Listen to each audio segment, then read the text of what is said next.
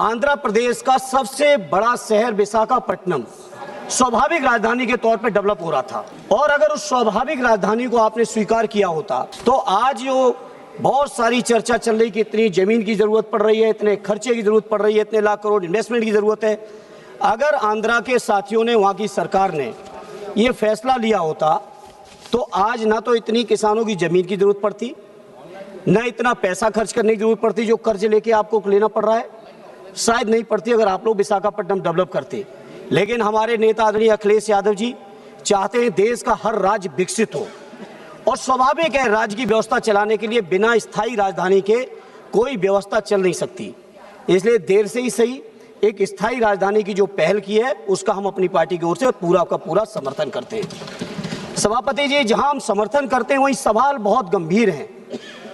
जैसा कि टीडीपी के साथियों ने भी कहा, बीजेपी की तरफ से भी सीएम रमेश जी ने कहा कि इतने किसानों ने अपनी जमीन दे दी, किसानों ने जमीन दी, ये किसानों का बड़प्पन है।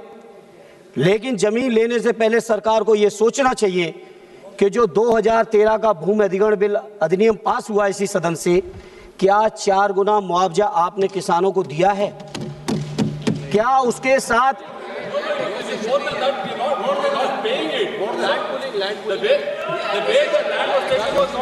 मुआवजा दिया? एक अगर दिया है अच्छी बात है, हम आंध्रा के किसानों के हितों की बात कर रहे हैं। मुआवजा किसानों को पूरा मिले, उसके साथ साथ जो रहने की जो कंडीशन है प्लॉट मिलने की वो पूरा मिले। ये हमारी लैंड पुलिंग तो बड़े लोग करते हैं, किसानों को क्या मिल जाएगा हम भी जानते हैं। बड़े बड़े लोग लैंड पुलिंग करके सरकार को देते हैं, किसानों को मिलना चाहिए, ये मेरी पार्टी की तरफ से मांग है। अगर आप दे रहे हैं तो बहुत अच्छा, और नहीं दे रहे हैं तो इस पे आप विचार कर लेना। दूसरा सभापति जी, सीएम रमेश जी ने कहा कि उनके अपने क्षेत्र में 5 लाख करोड़ के एमओयू और इन्वेस्टमेंट आ रहा है। सीएम रमेश जी ने कहा उनके अपने क्षेत्र में, आपकी अपनी कॉन्स्टिट्यूंसी में आ रहा है, बहुत अच्छी बात है। कहीं यूपी जैसा ना आए। सही बात है। यूपी में क्या हुआ सभापति जी, 15,000 करोड़ के एमओयू साइन हुए, और 15 लाख करोड़ के, और बड़ी जिम्मेदारी से कह रहा हूं 1500 करोड़ भी कहीं इन्वेस्टमेंट नहीं हुआ है। अभी माननीय सभापति जी इसी महीने, मार्च के महीने में जो कंपनी 2025 में बनी, जिस कंपनी की नेटवर्थ केवल 50 लाख है, उत्तर प्रदेश के अंदर 25,000 करोड़ का एमओयू यूपी की सरकार ने साइन किया है। ये इन्वेस्टमेंट कहीं यूपी जैसा ना है, ये आंध्रा के लोगों आप लोग ख्याल रखना, क्योंकि उत्तर प्रदेश के अंदर जानकारी है, आप अपने जवाब में दे देना, जानकारी है मुझे पूरी। इसे आज इस मौके पर कहना चाहता हूं, जहां 54,000 करोड़ एकड़ लैंड आप लैंड परचेज कर रहे हैं। दूसरी बात, जिसके नाम पे पूरे देश का चुनाव लड़ा गया, महीनों पहले महीनों बाद तक 24 घंटे लाइव चलाया गया है, राम मंदिर के निर्माण को अयोध्या में आदरणीय अवधेश जी बैठे हैं, अयोध्या के किसानों तक को उनको जायज मुआवजा नहीं दिया गया है। जो हमारे उत्तर प्रदेश के किसानों के साथ हो रहा है, बैठे टीडीपी के साथी, पुराने गठबंधन के साथी रहे, ये जो हमारे उत्तर प्रदेश में हो रहा है, कहीं भाजपा की संगत में जाके आंध्रा के किसानों के साथ ये आप न करना, ये हमारी आपसे प्रार्थना है।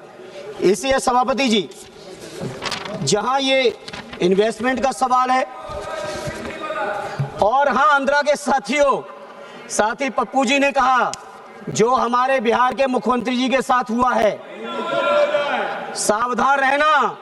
उधर जो कोई भी गया है, साइकिल वालों इधर आ जाओ, उधर जो कोई भी गया उसका बुरा हाल हुआ है।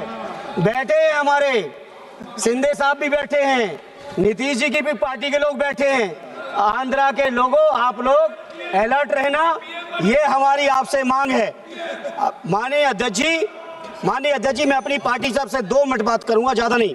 विशेष दर्जा राज्य तमिलनाडु, आंध्रा का जो विशेष राज्य का दर्जा है, मैं अपनी पार्टी की ओर से कहना चाहता हूं, श्रद्धेय नेताजी ने छोटे राज्यों की स्थापना का हमेशा विरोध किया है, और सैद्धांतिक तौर पर उन्होंने कहा है कि जब राज्य छोटे हो जाते हैं तो कटोरा लेके केंद्र के सामने उन्हें खड़ा होना पड़ता है। कभी वो अपनी दम पर राज्य का विकास नहीं कर पाते। जैसा आंध्रा के लोग चर्चा कर रहे हैं, राजधानी गठित करने के लिए कटोरा लेके केंद्र सरकार के सामने खड़े। उत्तराखंड के लोगों का विकास कैसे हो पाया वो हम जानते हैं। शुरुआत में केंद्र सरकार राज्य गठन के साथ तमाम तरीके की रियायतें दे देते हैं, टैक्स फ्री, इस तरह का औद्योगिक क्षेत्र बनाएंगे, ये भी करेंगे वो भी करेंगे, और 10 साल से ज्यादा किसी राज्य को सुविधाएं केंद्र देता नहीं है, और अंततोगत्वा उस राज्य के विकास पर बहुत असर पड़ता है। इसलिए सभापति जी, मैं सदैव नेताजी की जो सोच रही है उस सोच का मैं समर्थन करते हुए मैं पूरे देश के लोगों को कहना चाहता हूं, ये छोटे राज्यों की चर्चा, छोटे राज्यों की सोच, छोटे राज्यों की मांग से दूर रहें।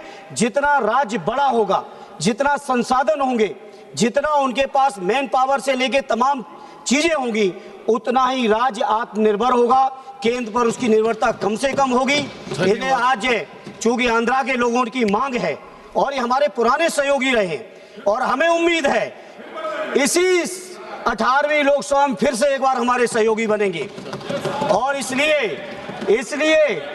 इनको जो विशेष राज्य की मांग है, उस विशेष राज्य की जो मांग है उसका हम समर्थन करते हैं, और केंद्र के मंत्रियों से कहेंगे केवल बैसाखी लेके विशेष राज्य की भाषण न दो।